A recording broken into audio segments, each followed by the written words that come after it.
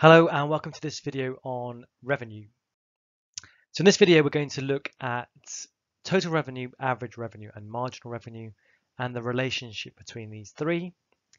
And then we're going to look at the relationship between them and price elasticity of demand. So let's start off with the basics. What do we mean by revenue? Well, revenue is the income generated from the sales of goods and services by a business in a market. So it's effectively the money that's coming into the business, into the firm. This can sometimes also be known as turnover, value of sales, sales revenue, or income. Now we're going to look at three categories. The first one is average revenue. So the average revenue is how much revenue have we received, and then we divide by the number of units we've sold, and we can know effectively the price per unit. So it was the price that we were charging per unit. Now this is very similar to the demand curve, because effectively another way of looking at this is saying as we lower the price, as we change the price, what will happen to output? We can rearrange this formula to give us that.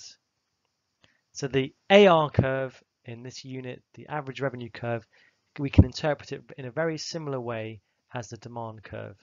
We have price and output, multiply the two together, and we can work out total revenue. The next concept is marginal revenue. Now marginal gains, this is to do with at the margin, the change. So this is the change in revenue from selling one extra unit of output. So if I sell one extra unit and my revenue goes up by €8, the marginal revenue of that extra unit is €8. That's how much revenue has gone up by. It doesn't mean that was the price. It just means that was the effect ultimately on revenue. Finally, we have total revenue, and that is the price per unit multiplied by the quantity. So these are all important terms that we're going to look at and try and be familiar with. And I'd like you to take these down in your notes. And in particular, you might want to really have a good think about this one, what this one means, marginal revenue, the change in revenue from selling one extra unit of output. It's not the price. Let's have a look at some examples to illustrate these concepts. So on the left-hand side here, we have the price per unit. And we can see if this was the price, then this is what the demand is going to be. So effectively here we have the average revenue, and if we plot that, the price against the demand, effectively these 2 points here would give us the demand curve. If you multiply the two together, then we have total revenue. Okay, so we can see here as we're reducing price, we're selling more units, the relationship that we might expect. So our revenue is going up. The final column on the right-hand side is marginal revenue. And remember our definition, this is the extra revenue we get from selling one extra unit. So let's see, here, when we made this price change from 20 down to 18, we sold 50 more units and generated 500 more in revenue. So if we're generating 500 more in revenue, from 50 extra units, what was the extra revenue from each additional unit? 500 divided by 50 would be 10. Let's consider another price change. We've reduced the price from 18 to 16. What happened then? Well, we had an increase in the terms of the number of units by 50, from 250 to 300. Our revenue went up by 300. So our revenue has increased by 300 from 50 extra units. So how much did revenue increase from one additional unit in that situation?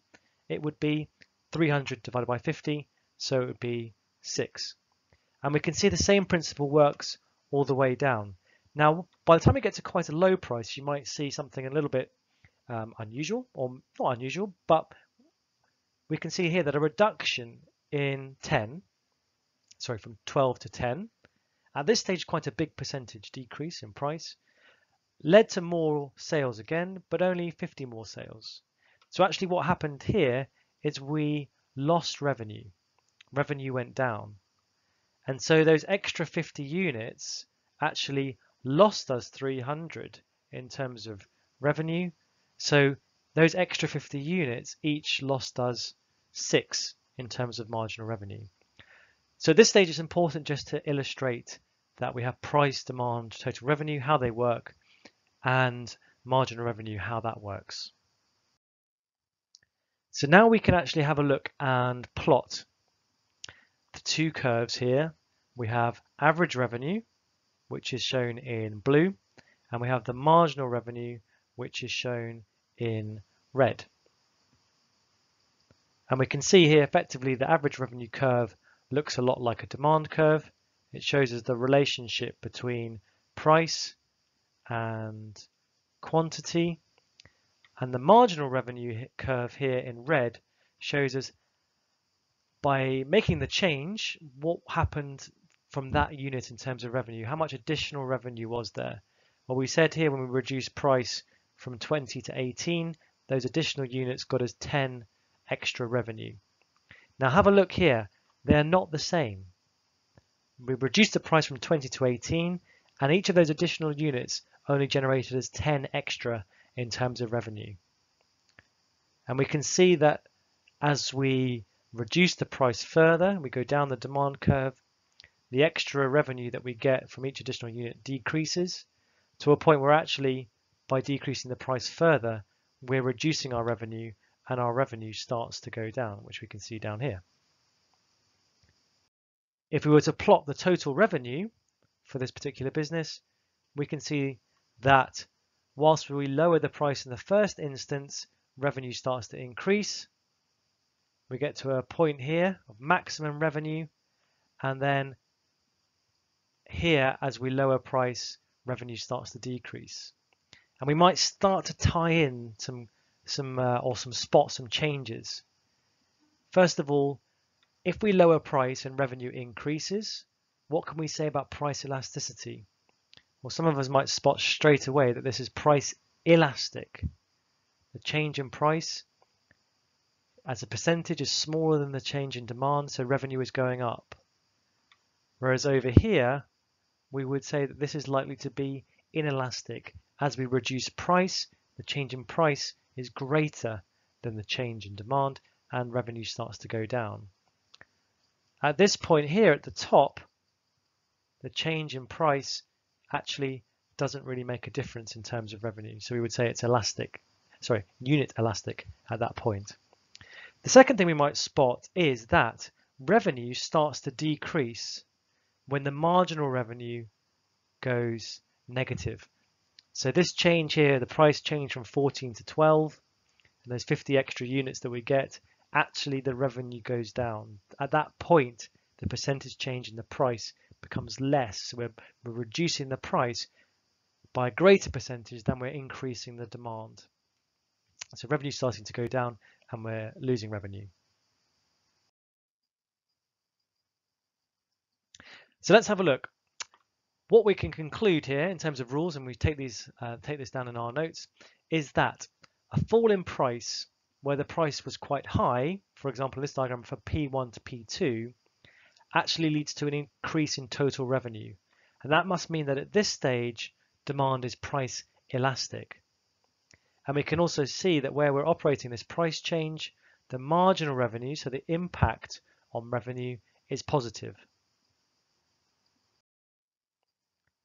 A fall in price when the price is quite low from P3 to P4 actually leads to a loss in total revenue.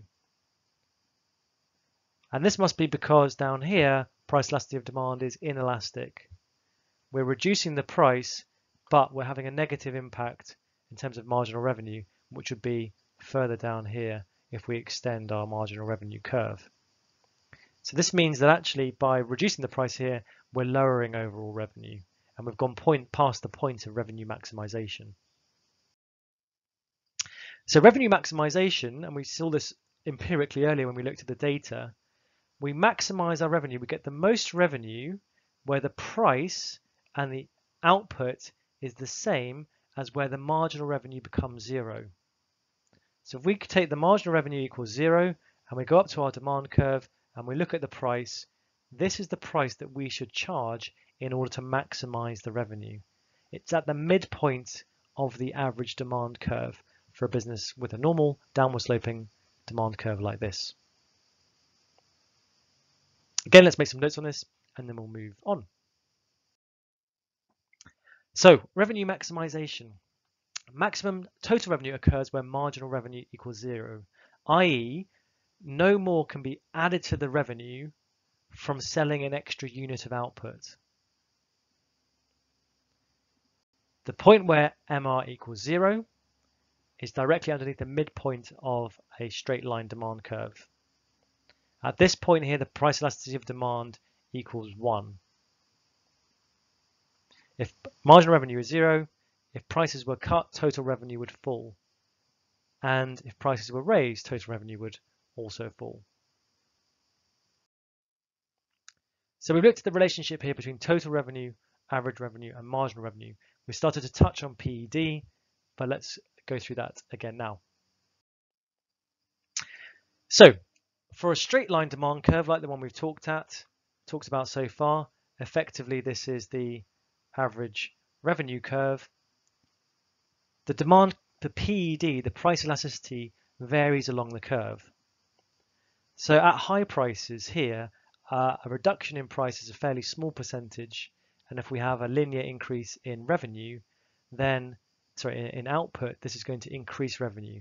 So up here, PED must be greater than 1.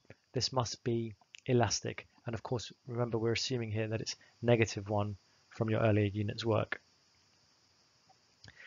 A change in price at the lower end of the demand curve is quite a big percentage change here, and so it's going to be a larger percentage change in price and not as much increase in demand, so our revenue is going to fall. So down here we are inelastic.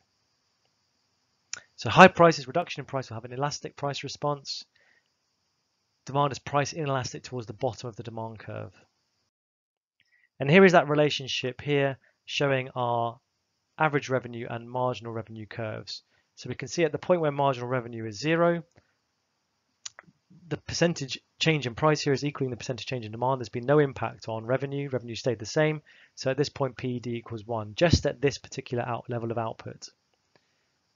To the left of it, marginal revenue is positive, and so this is elastic.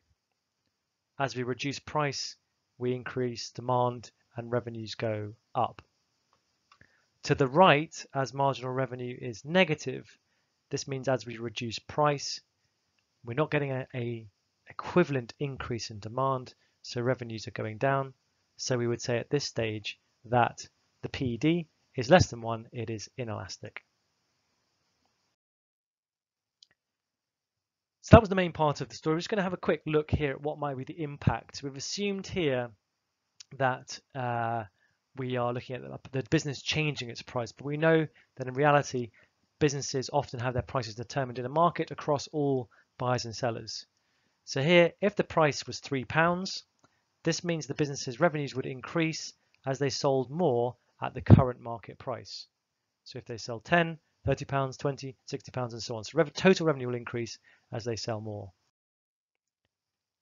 If the market price was to increase through an increase in demand from customers, effectively that would change the rate at which they accumulate revenue. This would shift up, or pivot up, the total revenue, the amount of total revenue the business is generating. So a change in market price will have the impact of shifting the demand curves. Likewise, if the price was to fall, then we will get a shallower line showing our total revenue increasing. Very lastly, and we will come back to this in later videos, is to look at the shape of the demand curve. Now, for most businesses, they have some price setting power. So if they're a price maker and they have some control over or some price setting power, it means that if they change their price, or they're free to change their price, and it will have an impact on output. And in that case, we have a normal demand curve. We have a normal downward sloping demand curve, and our average revenue and marginal revenue curves look like this. However, in some competitive markets, businesses don't have any control over the price. They have to take the market price or no price. So in markets that are very, very, very competitive, perfectly competitive, we either have to take the current market price or no market price. So that means we can only sell at the current market price. And whatever the quantity is, that's how many we'll have to sell. So in this situation, we'd actually get a horizontal demand curve. We would get an average revenue curve that is horizontal, and as a result, the marginal revenue curve will be horizontal. Every extra unit is increasing revenue just by the price. We're not being able to alter the price here.